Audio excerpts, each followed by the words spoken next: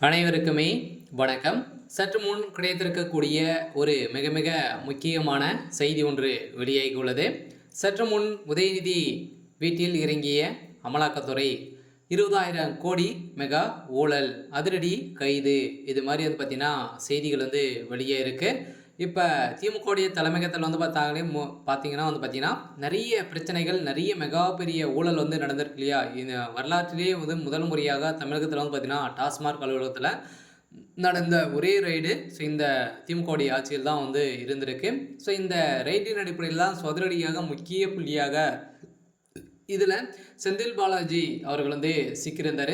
So இதே மாதிரி உதயநிதி ஸ்டாலின் அவர்களுடைய வீட்டில் எதற்காக அமலாக்கத்துறை இறங்கியிருக்காங்க அப்படின்னா, இவர்கள் அனைவருமே தான் கூட்டணிகளாக தான் பார்த்தீங்கன்னா செயல்பட்டு, ஸோ 50,000 கோடிக்கு மேலே மெகா ஊழல் நடந்திருக்கு, 1,00,000 கோடிக்கு மேலே பார்த்தீங்கன்னா மெகா ஊழல் நடந்திருக்கு அப்படின்ற மாதிரி அமலாக்கத்துறை சோதனைக்கு ஸோ இவர் தான் காரணமாக இருந்திருக்கிறார் அப்படின்ற மாதிரி சொல்லியிருக்காங்க. சொன்னால் செந்தில் பாலாஜியுடைய கதை ஒட்டுமொத்தமாக முடிய போகுது. இதைத் தொடர்ந்து உதயநிதியுடைய ஸ்டாலினுடைய வீட்டில் பார்த்தீங்கன்னா அதிரடியாக இந்த பணங்கள் அனைத்துமே இருக்குவதாக ஒரு ரகசிய தகவல் கிடைத்திருக்கக்கூடிய நிலையில் தான் இப்போ உதயநிதியுடைய சம்மந்தப்பட்ட இடங்களில் ஸோ ரைடுகள் நடந்துகிட்டு இருக்குது. ஸோ இந்த ரைட்டின் அடிப்படையில் தான் உதயநிதியுடைய கதை ஒட்டுமொத்தமாக முடிய போகுது. ஸோ இதை பற்றி இந்த வீடியோவில் பார்க்கலாம். அதுக்கு முன்னாடி நம்ம சேனலுக்கு இப்போ தான் நீங்கள் முதல் முறையாக வந்திருக்கீங்க அப்படின்னா மறக்காமல் நம்மளுடைய சேனலை சப்ஸ்கிரைப் பண்ணி சப்போர்ட் பண்ணுங்கள்.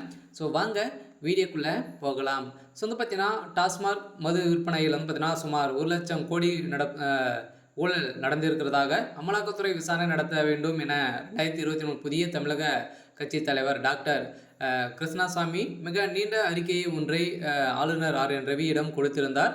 இதன் அடிப்படையில் தான் டாஸ்மாக் நிறுவன சோதனை நடைபெற்று வருவதாகவும், ஸோ இதற்கு சம்மந்தப்பட்ட உதயநிதி வீட்டில் பார்த்தீங்கன்னா இந்த பணங்கள் அனைத்துமே பதுக்கி இருக்கிறதாகவும் ஒரு தகவல் வெளியேறக்கூடிய நிலையில் தான் ஸோ திடீர்னு இதுக்கு சம்மந்தப்பட்ட அனைவருடைய வீட்டிலும் அதே மாதிரி செந்தில் பாலாஜியுடைய சம்மந்தப்பட்ட வீடுகளிலும் பார்த்தீங்கன்னா ரைடுகள் ஸோ நடந்திருக்கு. அதே ஜெகதிரக்ஷனுடைய மதுவிலக்கு ஆலைகளிலும் பார்த்தீங்கன்னா ரைடுகள் நடந்திருக்கக்கூடிய நிலையில் தான் இந்த நிலையில் இந்திய வரலாற்றில் முதல் முறையாக இந்த மதுவிலக்கு டாஸ்மாக் நிலையத்தில் ரைடுகள் நடந்தது முதல் முறையாக இருந்திருக்கு. ஸோ இதன் அடிப்படையில் தான் அந்த அளவுக்கு 40% பார்த்தீங்கன்னா ஸோ இது வரைக்குமே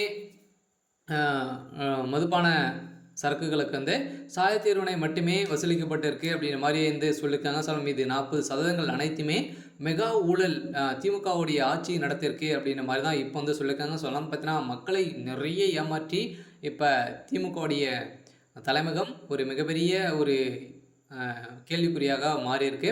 இருந்தாலும் மக்கள் என்ன செய்ய போகிறாங்க அப்படின்றத ஸோ வெயிட் பண்ணி பார்க்கலாம். ஸோ இது மாதிரி செய்திகளை தெரிஞ்சுக்கணும் அப்படின்னா மறக்காமல் நம்மளுடைய சேனலை சப்ஸ்கிரைப் பண்ணி சப்போர்ட் பண்ணுங்கள். தேங்க்யூ.